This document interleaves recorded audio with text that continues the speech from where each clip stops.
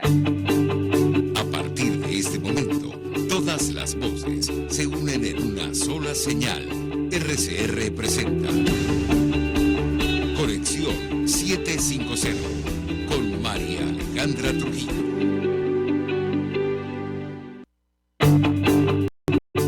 Muy buenas tardes, amigos de Radio Caracas Radio. Todo el equipo que trabaja para ustedes a partir de esta hora los saluda. Variada y abundante información que compartir y analizar, como es costumbre la tarde de hoy. Esto es Conexión 750. Comenzamos. ¿Qué está pasando en este país? Y saludamos a nuestro invitado, Juan Carlos Vidal, quien es activista político del municipio Sucre, dirigente de Primero Justicia. Gracias por atendernos. Buenas tardes. Muchas gracias a ustedes, licenciada María Alejandra. ¿Qué tal? ¿Cómo está? Un placer conversar con usted y con todos sus escuchas. Pues mucho interés de conocer la opinión y análisis de nuestro invitado acerca del tema que nos ocupa, que tiene que ver con esta mesa de diálogo que se está convocando para conocer qué piensan los ciudadanos de las primarias de la plataforma unitaria. Yo iniciaría la conversación a partir de este tema. Lo escuchamos. La verdad es que quisiera comenzar comentándole que, digamos, estamos conscientes, ¿no?, de el poco interés que al momento hay en buena parte de la ciudadanía con respecto a un posible proceso electoral futuro, bien sea en el 2023 o en el 2024. Yo, además de mi responsabilidad, digamos, política en el municipio Sucre, soy docente universitario, doy clase en Derecho y en Comunicación Social, y la verdad que noto dos cosas, ¿no?, con los estudiantes. Una, que más o menos la mitad de ellos no está inscrito en el registro electoral, y dos, que buena parte de los que están inscritos en el registro electoral pues no tienen, digamos, ni mucho interés ni mucha disposición de votar. Y esto lo comienzo diciendo porque creo que este tipo de iniciativas que están convocando gente como la Asociación Civil Mujer y Ciudadanía son especialmente útiles y especialmente necesarias en este momento donde la antipolítica y el desgaste y el cansancio hacia la dirigencia partidista pareciera ser una realidad generalizada en el país. De manera que nosotros vemos con mucha ilusión, con mucho ánimo, pero sobre todo con mucha utilidad, que iniciativas como la que nos plantea la arquitecto Aiza Armas, quien preside Mujer y Ciudadanía, puedan replicarse y puedan repetirse y puedan hacerse recurrentes en todos los municipios y en todos los estados del país, para ver si entre todos animamos a la gente a participar. Porque finalmente, más allá de las preferencias que pueda tener cada quien, no hay mejor solución a una crisis política que esté participando con más y mejor política.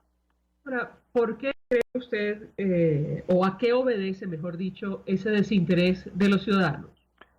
Bueno, sin duda alguna hay que reconocer que se han cometido demasiados errores.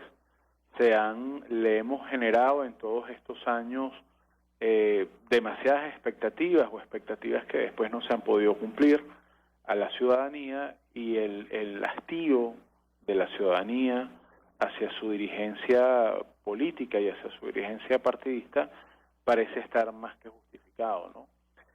Yo atribuiría en primer lugar pues a los errores que ha cometido la dirigencia, y en segundo lugar al hecho de no olvidar que estamos ante una hegemonía comunicacional que hace prácticamente imposible que un mensaje alternativo llegue a la opinión pública. Ventanas como las que estamos en este momento desde RCR hablando, pues cada día son menores. Estamos en un país donde mensualmente, casi semanalmente, se cierran emisoras de radio, se cierran medios de comunicación, y entonces cada día las ventanas de mensajes alternativos distintos al gobierno, cada día se hacen menores, se hacen más reducidos, y entonces eso, sumado a los evidentes e indiscutibles errores que ha cometido la dirigencia política opositora, licenciada Trujillo, va haciendo que efectivamente la ciudadanía esté hastiada de la política, la obvia, la complicada situación económica, donde la gente está pendiente de ver cómo paga el colegio de los niños, cómo compra la canasta básica alimentaria, pues va generando un desgaste y por supuesto, entonces, frente a eso es necesario que algunas voces se alcen, ¿no? Esta mesa de diálogo que está proponiendo Mujer y Ciudadanía es interesante, entre otras cosas, porque si revisamos las personas que están allí, el profesor Luis Hernández del municipio Libertador, el concejal Goyo Cariba, José Gregorio Cariba, del concejal del municipio Libertador, Rosiris Toro del municipio Sucre en representación de Fuerza Vecinal, y quien les habla, Juan Carlos Vidal, también ex concejal, ex presidente del Consejo Municipal por varios años en Petare. Esta mesa de diálogo tiene la característica que es con los políticos de carne y hueso que estamos todos los días en la calle, que estamos al lado de las comunidades, que entendemos perfectamente lo que está pasando en cada sector, en cada urbanización o en cada sector popular, lo que está pasando con el Consejo Comunal, lo que está pasando con la Bolsa de Alimentos, lo que está pasando con los servicios públicos. O sea, no es una mesa de diálogo, digamos, de grandes políticos nacionales que están allí en las cúpulas de las organizaciones políticas, sino que estamos en la base. Ojo, eso no quiere decir que no debamos comprometer también a la dirigencia nacional.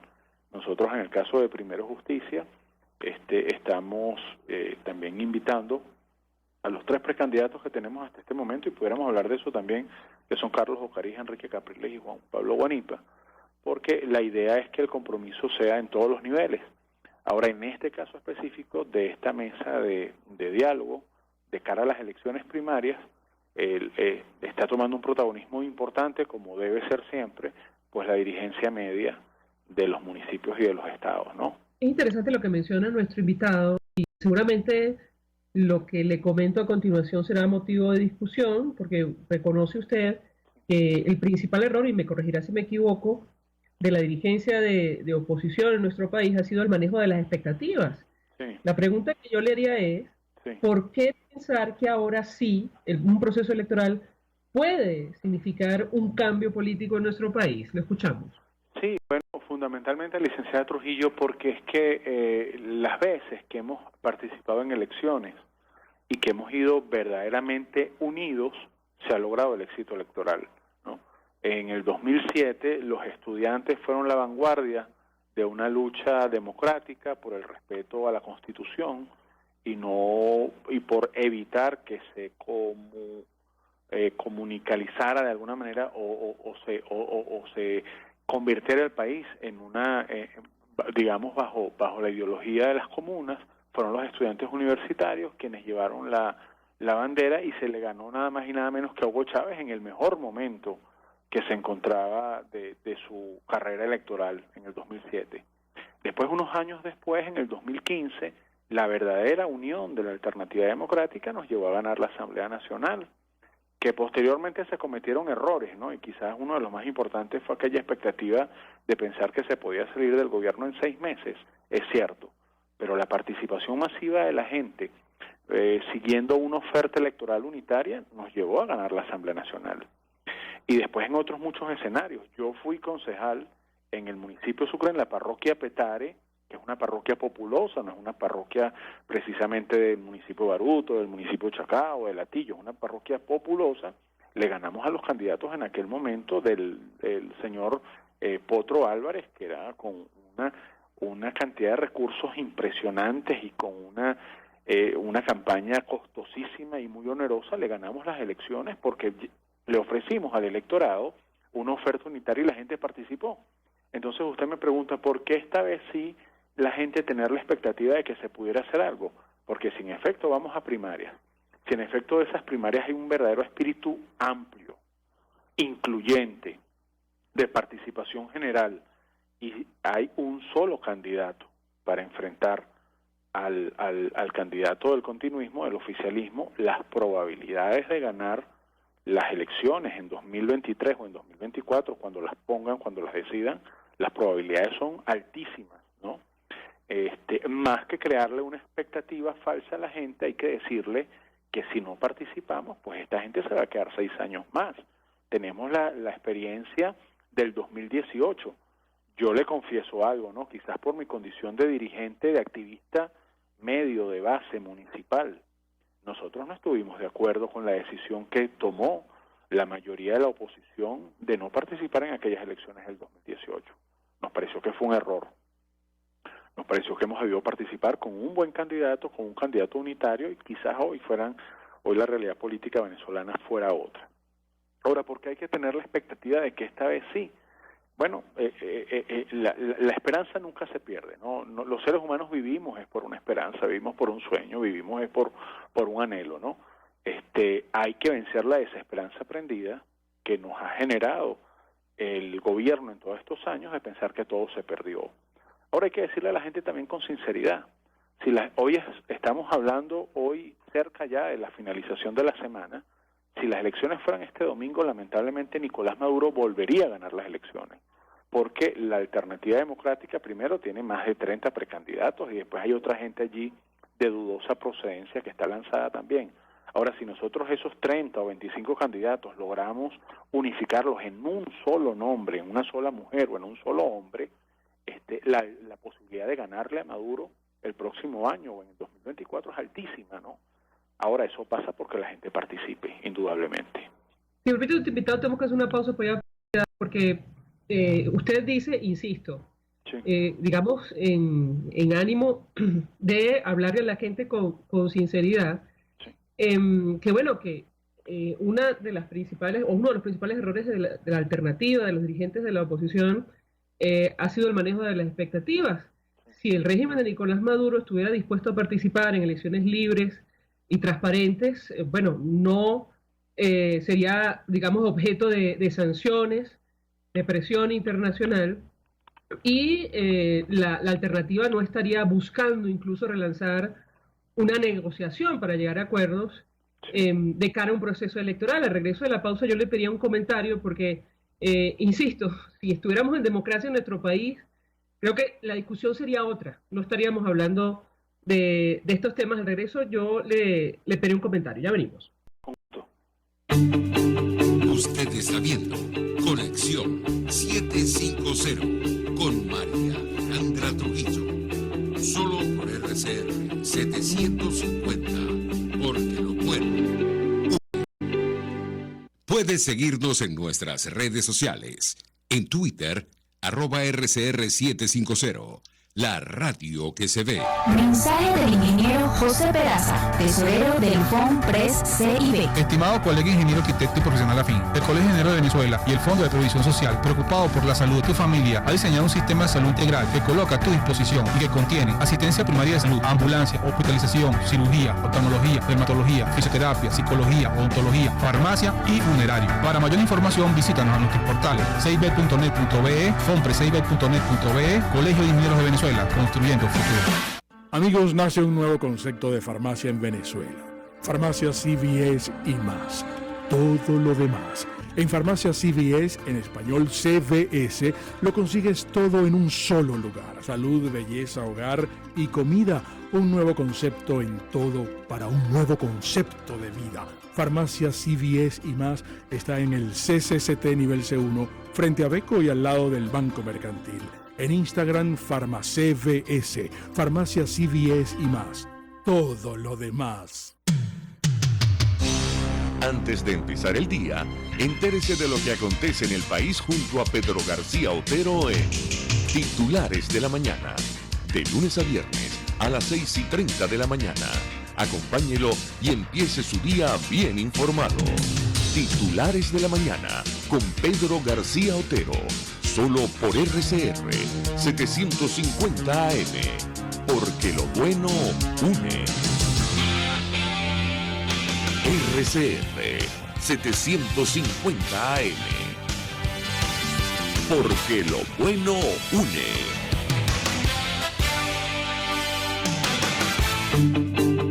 El poder de la comunicación en tus manos.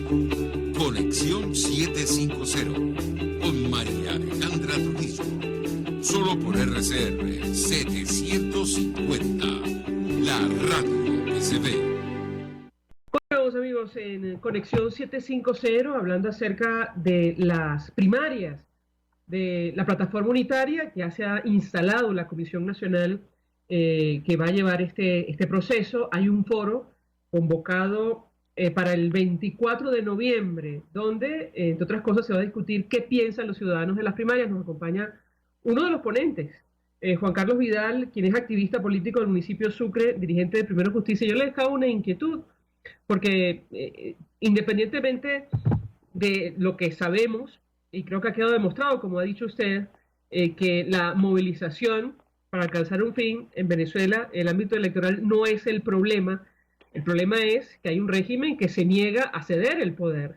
Y yo le pediría un comentario que responderle a la gente que está absolutamente clara, incluyendo 7 millones de venezolanos que están fuera del país de esa situación. Lo escuchamos. Sí, bueno, lo primero tener claro, yo creo que cualquier radioescucha o cualquier persona que, digamos, esté oyendo el programa tiene perfectamente claro cuál es el sistema de gobierno que tenemos en Venezuela y cuál es la vocación autoritaria de quienes nos gobiernan, ¿no? Yo creo que en eso no hay discusión.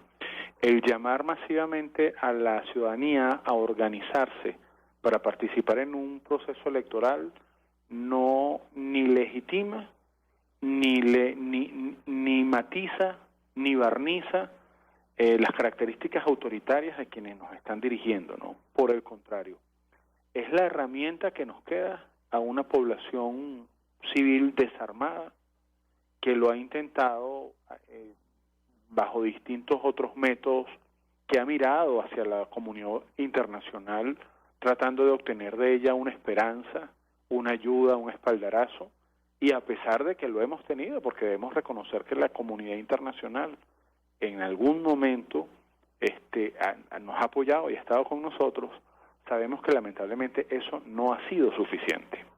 Y sabemos también que los tiempos y los intereses de la comunidad internacional son dinámicos y son cambiantes.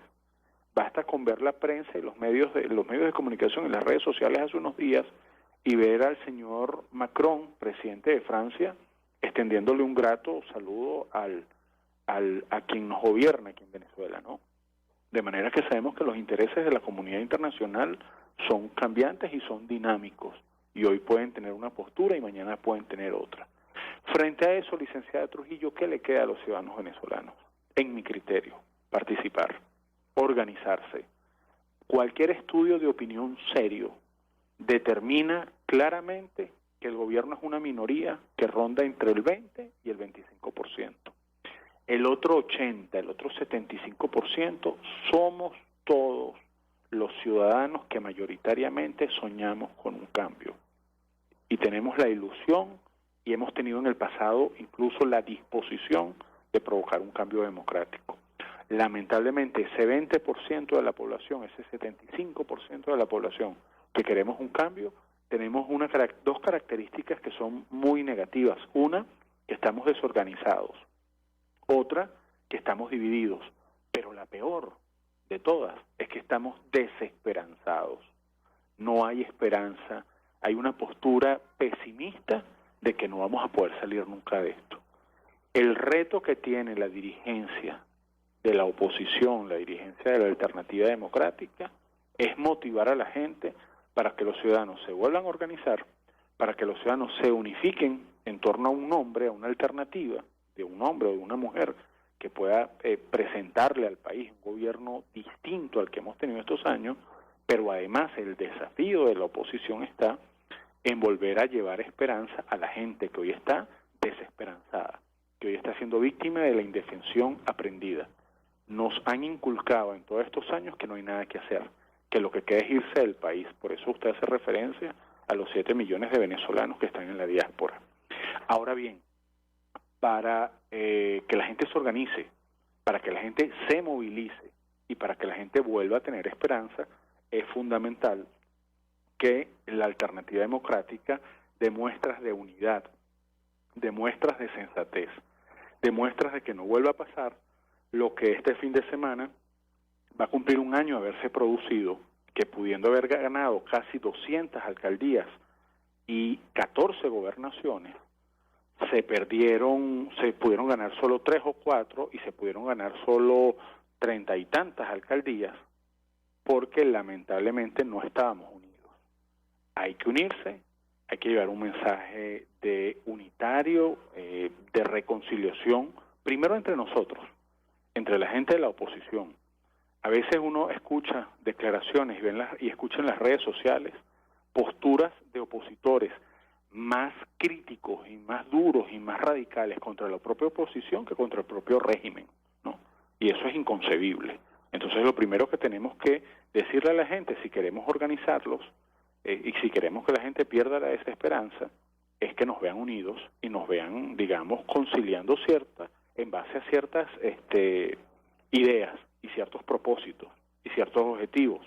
Por eso es que es importante foros como el que está convocando este 24 de noviembre la Asociación Civil Mujer y Ciudadanía, de sentar en una mesa a dirigentes políticos, activistas sociales, activistas comunitarios, a líderes naturales de las comunidades, para enviar un mensaje, digamos, de esperanza, pero también enviar un mensaje de unidad. Bueno, pónganse de acuerdo. Todo el mundo dice, pónganse de acuerdo. ¿Cómo es posible que 30 candidatos? Hay que ponerse de acuerdo. Bueno, los 30 candidatos no es problema.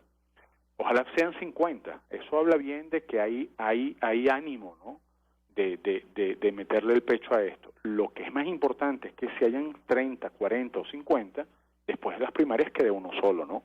Y que el que gane, ganó, y respetemos todos al que ganó o a la que ganó y rememos todos en la misma dirección. Eso es muy importante. Hay un tema que habrá escuchado usted, y si no, ya dio su momento, que tiene que ver con ganar una elección y cobrar esa victoria. Sí. ¿Cómo o qué respuesta dar a aquellos que plantean esta situación, tomando en consideración otra vez lo que tenemos por delante? El reto es generar una transición y un cambio político en nuestro país, frente a un grupo de personas que ha decidido, bueno, atrincherarse en el poder. ¿Qué responde usted ante una inquietud de esta naturaleza que hemos escuchado en reiteradas oportunidades dentro y fuera de nuestro país? ¿Lo he escuchado? Sí, hay la preocupación de que, bueno, se puede ganar, pero después no se puede cobrar. Esta gente no va a reconocer. En esos casos uno apela a la historia, ¿no?, que al final son los hechos ya ocurridos, los hechos pasados, de los cuales podemos nosotros echar mano para obtener algún aprendizaje. En el 2007 se le ganó el referendo constitucional a Hugo Chávez. Aquel señor aquella noche enfureció, se puso iracundo, al otro día ofendió, calificó de manera procaz la victoria de la oposición, pero al final tuvo que calársela, ¿no? Y tuvo que aceptar que perdió por 1%, 0,5%. Aquella diferencia que, por cierto, fue muy pequeña, pero tuvo que aceptarla. Y después el otro referente lo tenemos unos años después, 8 años después, en el 2015, donde esta gente, bueno, lloró, pataleó en Palacio, pero tuvo que aceptar que la oposición le ganó las elecciones legislativas. Nosotros estamos a nivel local, licenciada Trujillo, y a nivel regional, llenísimos, pero no llenos, llenísimos de ejemplos en los cuales candidatos importantísimos para el oficialismo han perdido y han tenido que reconocer. Pero tenemos muchísimos ejemplos de elecciones que no han reconocido, incluyendo la primera de Nicolás Maduro, que Enrique Capriles dijo haber ganado, y bueno, ahí está. Y yo le pediría un comentario porque al final, y perdone que se lo plantee de esta manera, pero es la discusión que hay en la calle de los ciudadanos que, entiendo ustedes, quieren convencer para que participen, para que se animen y se involucren en este proceso de primarias, que cuando el poder nacional esté en juego, pues allí es muy complicado pensar en un cambio en las actuales circunstancias, al menos. ¿Qué responde usted? ¿Me escuchamos? Mire, le voy a responder como les respondo a los alumnos de la universidad, tratando de ser lo más transparente posible, ¿no? Ahora hablando, por cierto, que estamos por empezar un mundial de fútbol. A Brasil, a Argentina, a Alemania, a este tipo de países no se le puede ganar por una diferencia mínima, con un penalti de dudosa ocurrencia o una jugada dudosa en el minuto 90, porque el árbitro difícilmente lo va a reconocer, porque son equipos que se han acostumbrado a ganar, y una diferencia mínima, sobre todo si se están enfrentando a un país pequeño, qué sé yo, Costa Rica contra Brasil, qué sé yo, no sé, cualquier país modesto contra una de estas selecciones mundialistas, difícilmente un árbitro le reconozca una diferencia ínfima y en el último minuto. Con los regímenes autoritarios, licenciada, pasa exactamente igual. Es difícil que un régimen totalitario, reconozca una diferencia electoral mínima. Pero si nosotros nos organizamos, si nosotros participamos, si nosotros masivamente salimos a convencer a la gente y la diferencia es clara, es holgada, es indiscutible, a ellos no le va a quedar otra alternativa que reconocer. Usted ha hecho referencia al año 2013, en aquellas elecciones donde Nicolás Maduro le gana a Enrique Capriles por una diferencia parecida a un 1%. Perdón Sí. que lo interrumpa porque la audiencia seguramente lo recuerda perfectamente. Enrique Capriles dijo haber ganado esa elección. Bueno, yo le voy a... Eso llegó hasta la OEA. Es decir, Sí. eso Yo generó le voy una a- discusión le en el le voy a ámbito comentar internacional. Yo lo recuerdo perfectamente. Y fue imposible. Fue le voy a imposible y comentar- ahí está Nicolás Maduro. ¿Qué respondió usted? Lo escuchamos. Le voy a comentar mi experiencia en el municipio Sucre, en el estado Miranda, más que en el municipio Sucre, en todo el estado Miranda, en el análisis de actas que tuvimos posterior y que duró 3 o 4 meses posterior a la elección, porque aquella declaración de Capriles, donde no reconoce las elecciones, no quedó allí. Después hubo un trabajo técnico de recopilación de actas y de revisión de actas. Y yo en este caso puedo hablarle por el estado Miranda, ¿no? Que como sabemos junto al estado Zulia son los dos estados, los dos bastiones electorales de Venezuela. Nosotros en el estado Miranda al menos perdimos las elecciones muy apretadas, con un resultado muy apretado, de algo así como 0.7%, pero se perdieron, ¿no? Es decir, que Enrique Capriles mintió en esa oportunidad, No. según dice usted, al menos en el estado Miranda. No, evidentemente la noche de las elecciones, con una diferencia tan estrecha, reconocer un resultado electoral creo que pareciera no ser, digamos, lo pertinente, ¿no? Hay que dejar allí, en un escenario donde usted sabe que la diferencia es menor a un punto, lo menos que puede hacer una persona es no reconocer al menos en las primeras de cambio el resultado. Lo acabamos de ver en Brasil, acaba de suceder en Brasil. Luis Ignacio Lula da Silva acaba de ganarle, según el árbitro electoral brasilero, las elecciones a Bolsonaro. Y Bolsonaro en principio ha dicho, bueno, yo no reconozco, yo quisiera que se haga una revisión. Eso fue lo que planteó Capriles en 2013, ¿no? Perdone, el caso de Brasil, el presidente Bolsonaro reconoció. Sí. Le tomó 2-3 días, pero reconoció, al igual que la Fuerza Armada Nacional. En Venezuela no fue así. Eso iba a decir. Pasamos días en esa situación Sí. y vivimos, ¿sabe usted? El hecho de llamar a la gente, que siempre se lo recuerdan al gobernador, Sí. a tocar cacerolas, a poner salsa, pero Sí. digamos esa elección Sí. no se pudo cobrar. Ahora, No se pudo. usted nos dice que en Miranda se perdió y que Sí. al menos en ese caso Sí. no se dijo exactamente la verdad. Lo escuchamos. Antes de hacerme la precisión sobre la postura del presidente Bolsonaro en Brasil, le iba a comentar que quizás lo que faltó allí fue informarle a la opinión pública, diciendo, bueno, mire, hemos hecho una revisión de las actas y los resultados de manera muy estrecha no nos son favorables. Además, con todo lo que sabemos que sucede el día de las elecciones, con la gente que llevan votado a obligar, con los empleados públicos que le mienten bajo el mito de que el voto no es secreto y tal, quizás eso faltó. Esta conversación comenzó, licenciada Trujillo, haciéndole la aclaratoria que yo siento que la gente está justificadamente desencantada de la dirigencia política porque hemos cometido errores. Y quizás uno de los errores que hemos cometido es no decirle a la gente cuando nos equivocamos y cuando perdimos, ¿no? Yo he sido candidato varias veces en el municipio Sucre. Cuando me ha tocado ganar, afortunadamente hemos cobrado. Cuando me ha tocado perder, hay que decirle a la gente hemos perdido, más allá de que nos guste o no el árbitro electoral, o que sintamos que la gente se equivocó porque votó por una alternativa sesgada por una caja del CLAP o por el temor a perder la bombona de gas. Hay que decirle a la gente con la verdad, con transparencia, se perdió, ¿no? Quizás eso faltó allí. En la referencia que usted hace del año 2013, coincido con usted que quizás esa explicación faltó, ¿no?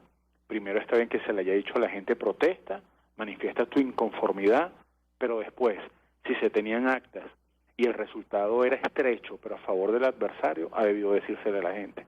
Por cierto, como se le dijo un año antes, en las elecciones contra Hugo Chávez, y creo que la gente lo recibió, digamos, de buena manera, lo percibió sincero y lo percibió transparente. Quizás un año después, unos meses después, porque en realidad fueron unos meses después, en 2013 ha debido decírsele lo mismo, una vez que se tenía al menos la totalidad de las actas, ¿no? Pero bueno, son los errores que ha cometido la dirigencia opositora, son los errores que hay que decirle a la gente que se cometieron, que hay que saber pedir disculpas cuando uno se equivoca, y que eso sea el punto de partida para enmendar y para no repetirlo, ¿no? Clarísimo. De verdad que 1.000.000 de gracias por atendernos, acompañarnos. Además, la sinceridad se agradece de Juan Carlos Vidal, sí, en momentos tan complicados y complejos de nuestro país, quien es activista político del municipio Sucre, dirigente de Primero Justicia, y participa como ponente en este foro. ¿Qué piensan los ciudadanos de las primarias? Gracias. Sí, muchas gracias a usted, licenciado Trujillo. Solo un pocos segundos para decirle, este foro es el 24, ¿no? Ahora, un día antes hay una actividad muy interesante que está convocando la gente de la Universidad Monte Ávila y que tiene que ver con votar o no votar. El ponente allí va a ser el doctor Andrés Caleca, justamente expresidente del CNE, y va a haber un analista de la empresa More Consulting que va a presentar números de lo que piensan los venezolanos sobre el voto. Esto va a ser el 23 de noviembre, es decir, el próximo miércoles, en la Universidad Monte Ávila, en su auditorio principal.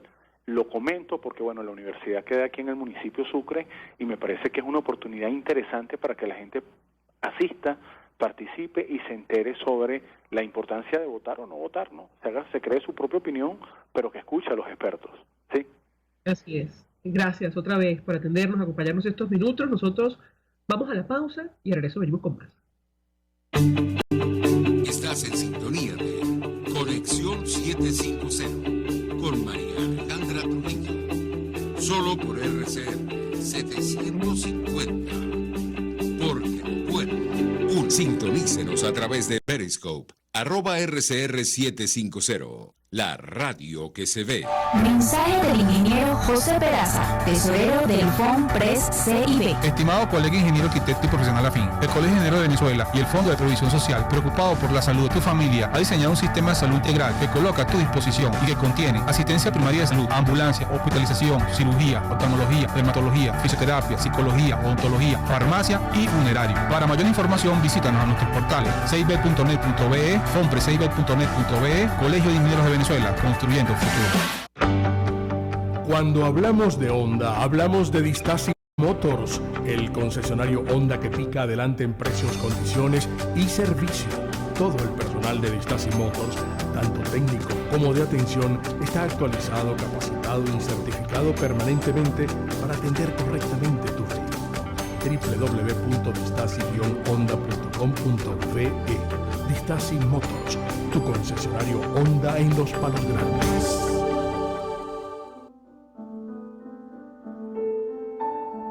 La Academia de Ciencias Físicas, Matemáticas y Naturales presenta El progreso tiene su ciencia. Hoy presentamos el Instituto Pasteur de Caracas. El Instituto Pasteur de París, uno de los más prestigiosos centros de investigación biomédica en el mundo, tuvo su contraparte en nuestra capital.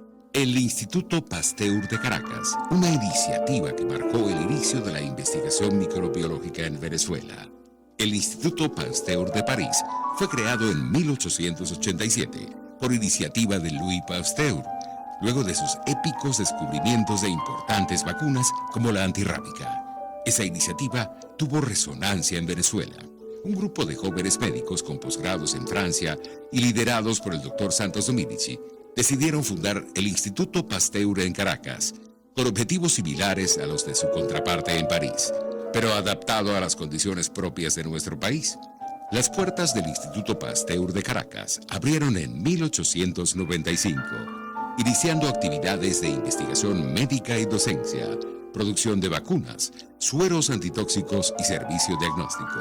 En 1896, Dominici demostró por primera vez en Venezuela la existencia del parásito del paludismo, como causante de una parte de lo que se llamaba fiebres de Caracas.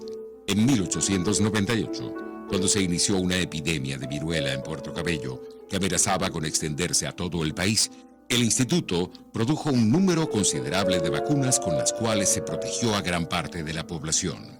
Desgraciadamente, el instituto tuvo una corta vida. La oposición de su creador al régimen tiránico de Cipriano Castro lo llevó a la cárcel y posteriormente al exilio. El instituto fue clausurado en 1904 y con él murió uno de los primeros intentos de consolidar un centro de investigaciones científicas en Venezuela. El progreso tiene su ciencia. La Academia de Ciencias Físicas, Matemáticas y Naturales presentó El progreso tiene su ciencia. RCR 750 AM. Porque lo bueno une.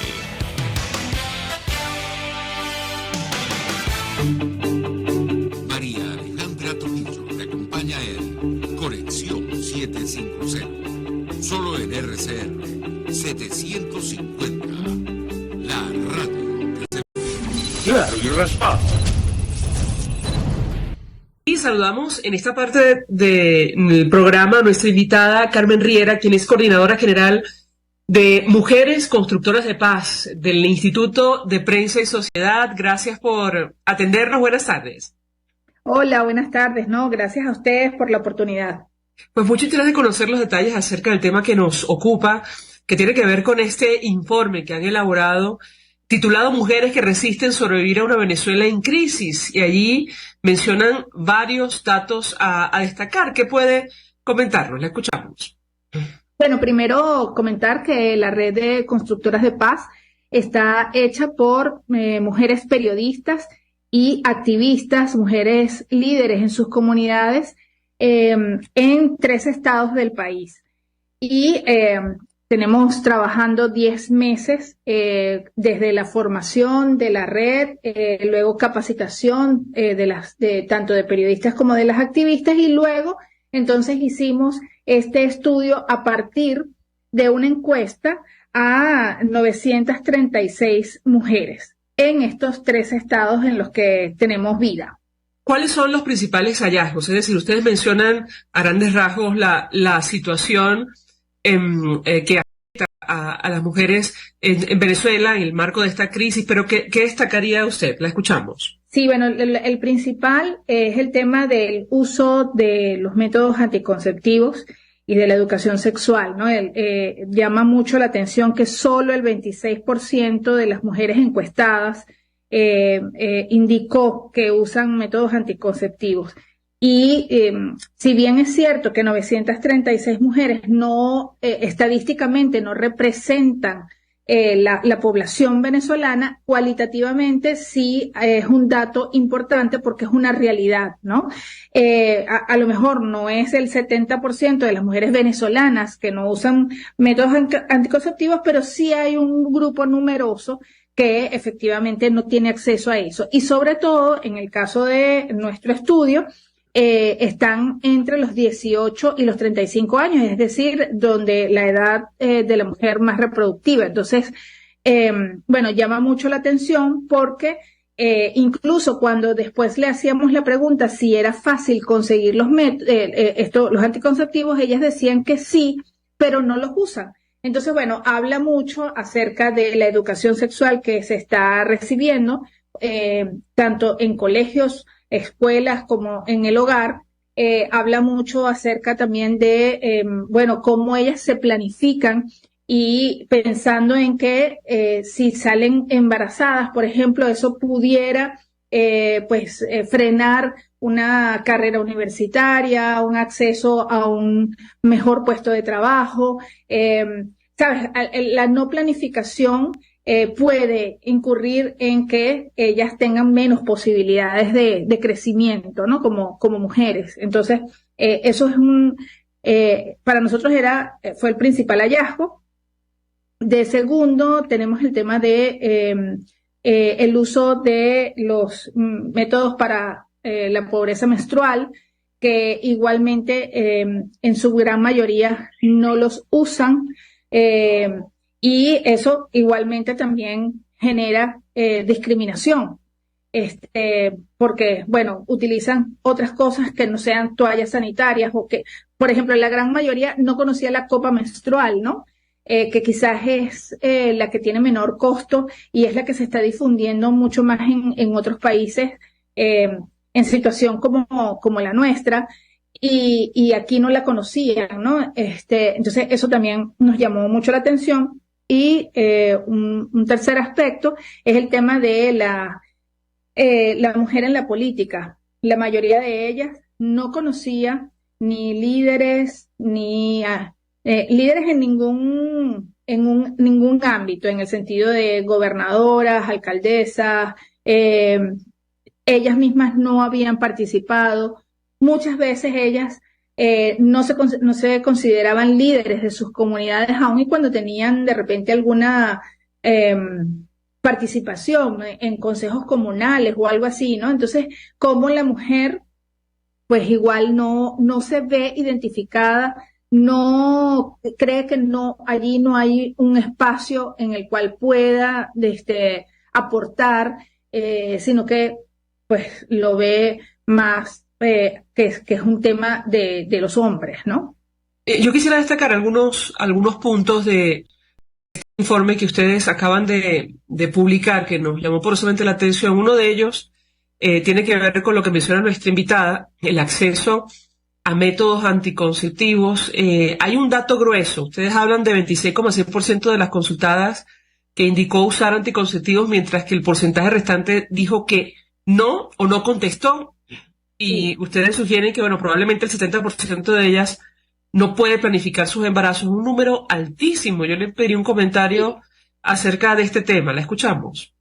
Sí, eso es sumamente preocupante por lo que te decía, porque el tema de la planificación familiar, pues no estaría presente, ¿no?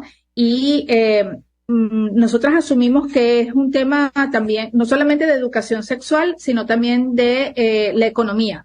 Estamos en un país con una crisis humanitaria compleja, que hace que las mujeres muchas veces dejen de comprar métodos anticonceptivos para poder comprar alimentos, por ejemplo, para ella o para sus hijos o para su núcleo familiar.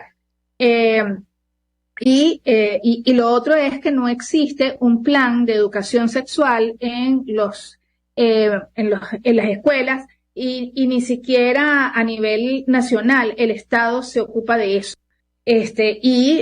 Bueno, eso hace que exista más discriminación hacia la mujer, en la que, pues, como te decía, se trunca muchas veces sus aspiraciones a estudiar en una universidad, a ser profesional, porque tiene que, si sale en estado, por costumbre, los cuidados del hogar vienen solo la mujer los asume y eso no puede ser, ¿no? Entonces, si sales en estado sin haberlo planificado, pues bueno, vas a tener que dejar la universidad, vas a tener que dejar tu trabajo para ocuparte de tus hijos, y no necesariamente eso era lo que tú tenías planificado y eso hace que exista discriminación para la mujer, ¿no?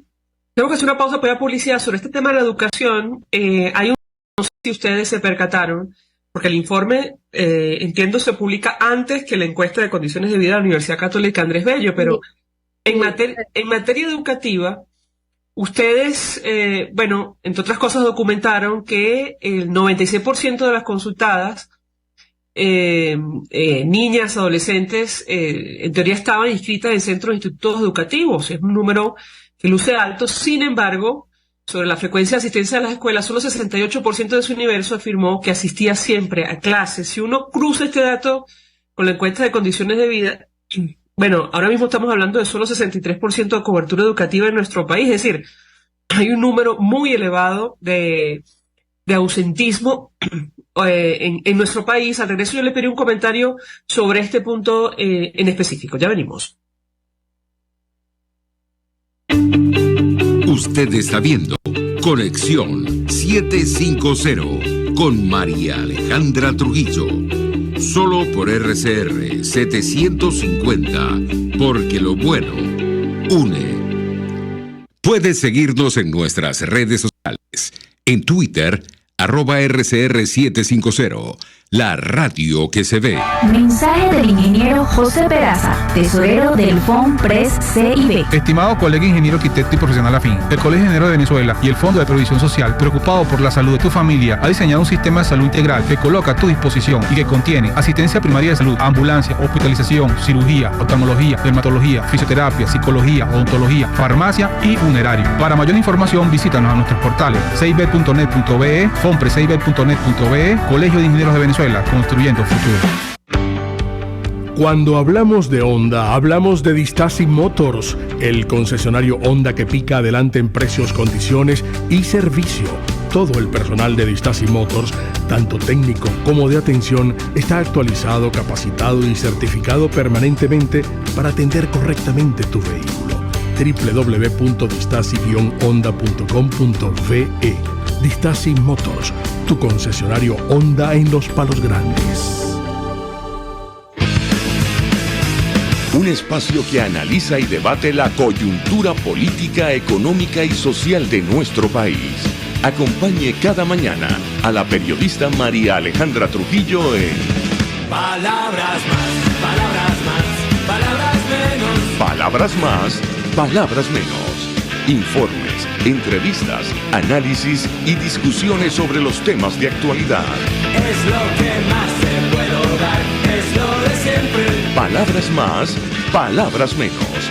De lunes a viernes, de 7 a 8 de la mañana, por RCR 750 AM. Palabras más, palabras más, palabras menos.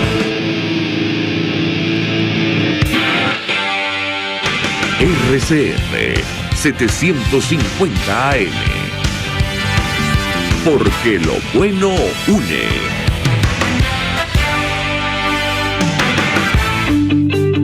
El poder de la comunicación en tus manos.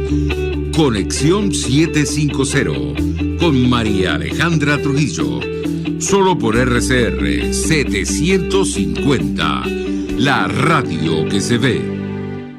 Continuamos, amigos, en Conexión 750, bueno, hablando acerca de este informe publicado por mujeres constructoras de paz del Instituto Prensa y Sociedad, que da cuenta de la situación de las mujeres en Venezuela, que les toca sobrevivir a la crisis humanitaria compleja que afecta a nuestro país. Y yo le dejaba una inquietud a nuestra invitada que tiene que ver con el tema de la educación, la asistencia a las escuelas, a clases. Yo le pedí un comentario que es inferior al número de niñas y adolescentes que, según los datos que ustedes manejan, estarían inscritas en los centros e institutos educativos.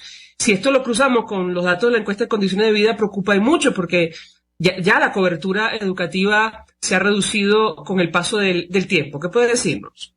Sí, fíjate, del 53% de las personas que encuestamos, de las personas que encuestamos, 53% convive con niñas y adolescentes. Y de ese 53%, el 96% está inscrito es decir, la mayoría estaba inscrita, pero solo un 68% de ese espacio, de ese universo, es el que siempre asisten. Entonces, claro, puede haber muchas razones, desde la alimentación, desde precisamente el tema menstrual, de no asistir en esos días. O sea, hay una serie de cosas que están influyendo en que en la no asistencia diaria de estas niñas y adolescentes a sus escuelas, a la escolaridad.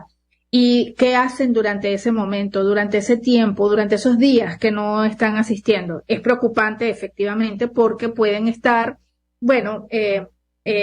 se quedan en la casa, se quedan solas, se quedan con a lo mejor algún agresor, ¿sabes? No están además creciendo en su formación. Sí, es total y absolutamente preocupante porque, bueno, antes no era así, ¿no? Ahora, ¿lograron ustedes indagar sobre el impacto de esta situación en materia de educación? Porque, y esto lo hemos hablado con especialistas de distintas áreas y sobre todo representantes del magisterio, digamos, la educación en nuestro país ha perdido la importancia que tuvo en un momento, incluso como herramienta de ascenso social. ¿Qué puede decirnos? No sé si ustedes tuvieron la oportunidad de indagar sobre este punto en específico en el marco de la investigación que han publicado. La escuchamos. No, nosotros no profundizamos en ese tema. La encuesta que realizamos a estas 936 mujeres tenía 64 preguntas y esas preguntas estaban en torno a varios temas que fueron los que durante este tiempo, desde enero hasta octubre, trabajamos con las diferentes líderes y periodistas constructoras de paz. Los temas son efectivamente educación sexual, género, política, la mujer en la política, acceso a la salud y a la educación, también cómo afectó la migración a las mujeres y las comunidades vulneradas. Entonces, sobre esa base nosotros hicimos estas 64 preguntas y fueron las mismas líderes y las mismas periodistas que en sus comunidades hicieron estas conversaciones o estas encuestas en un marco de seguridad, de confianza, para poder obtener las respuestas lo más francas posibles. Entonces, nos limitamos solamente a el conocimiento de esta problemática, más no no profundizamos en el porqué de estos diferentes tópicos, ¿no? Sobre el tema de la migración, ¿cuál ha sido el impacto para las mujeres en Venezuela en medio de esta crisis? La escuchamos. La gran mayoría dice que no hubo grandes cambios. Sin embargo, hay un porcentaje, un 35% que dice que tiene más carga en el hogar, que variaron su dinámica. Pero no hay una cifra que te diga, wow, que cambió completamente. Para nosotros fue sorpresivo, ¿no? Porque al final que un 36% diga solamente que cambió, que tiene un poco más de carga en la responsabilidad del hogar, pues no era algo tan significativo. Nos esperábamos que fuese mucho más. Ahora, yo le preguntaré en ¿cómo revertir esta situación? Es que parece, caramba, un problema profundo, serio, amplio. ¿Qué puede decirnos? La escuchamos. Sí, sobre todo en el tema de la educación sexual es muy, muy importante.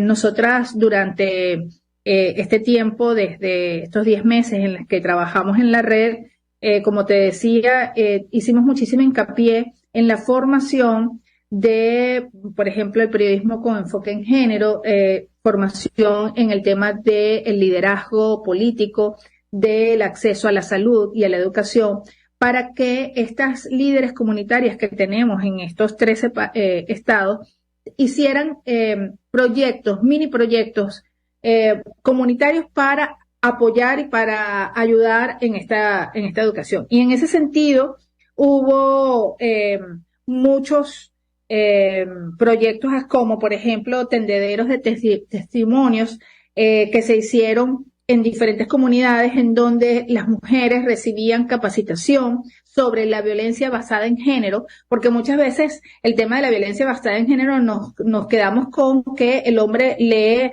pega a la mujer, maltrata a la mujer o lo más extremo que es el feminicidio, pero también hay una violencia psicológica, hay una violencia económica, hay varios tipos de violencia y eso tenemos que aprenderlo. Y en ese sentido fue revelador que muchas de ellas, cuando se les preguntaba, por ejemplo, estereotipos de género, como que considerabas que las funciones del hogar eran hechas solamente para las mujeres o podían encargarse en ambos sexos, fue 50-50. O que la economía del hogar solamente recae en los hombres, y allí también el 70% dijo que no necesariamente era un tema solamente de los hombres, los proveedores, ¿no? Y eso habla de un poco de esa educación, de esa capacitación. Entonces, ¿Qué es lo que hay que hacer? Bueno, efectivamente hacer políticas públicas que nos ayuden a que la mujer tome conciencia, el hombre tome conciencia acerca de estos estereotipos que no son, que no es chiste, que no necesariamente un piropo en la calle es algo para alabar, sino que muchas veces es violencia hacia la mujer, que también existe, por ejemplo, la violencia obstétrica, educar a las enfermeras, los enfermeros, los médicos en este sentido. Es decir, hay mucho por hacer y, bueno, lo importante aquí es primero crear la conciencia de que esto existe, de que esta realidad está, y luego entonces pues empezar a hacer presión para que existan las políticas públicas necesarias para la educación sexual y reproductiva, para que existan una mayor igualdad en el sentido de las oportunidades para hombres y mujeres, y que todo el tema de los estereotipos de género, pues educarnos para que se entienda que no nos lleva a ningún lado y que hay que buscar una sociedad mucho más igualitaria. Ahora, ¿esto es posible sin una política de Estado? No, por eso hablaba Claro. de que hay que luchar en ese sentido. Ahorita hay un movimiento verde. Creo que la política nos ha hecho mucho, nos ha separado, porque bueno, las mujeres chavistas dicen esto, las mujeres de la oposición, y la verdad es que deberíamos unirnos las mujeres, y ahorita hay un movimiento que está mucho más cohesionado, y que, bueno, seguramente vamos a poder avanzar en algunas de estas luchas, ¿no? De igualdad. Entonces, sí, las primeras que tenemos que tener conciencia de esto somos nosotras. Carmen Riera, 1.000.000 de gracias por atendernos, acompañarnos estos minutos, coordinadora de Mujeres Constructoras de Paz del Instituto Prensa y Sociedad, quien formó parte del equipo que elaboró este documento, valioso informe. Invitamos a leer, por cierto, lo pueden encontrar en la página web de ipisvenezuela.org, Mujeres que resisten sobrevivir a una Venezuela en crisis. Gracias. Nosotros nos despedimos y lo hacemos a nombre de Jaime Estares en la dirección general de la estación, en la gerencia de producción Willy Charcaya, en la producción Jay Pacheco, en los controles Gregorio González, quien tuvo el inmenso placer de acompañarles, María Alejandra Luz. El Fondo de Previsión Social del Colegio de Ingenieros de Venezuela presentó. RCR presentó Conexión 750 con María Alejandra Trujillo. Solo por RCR 750.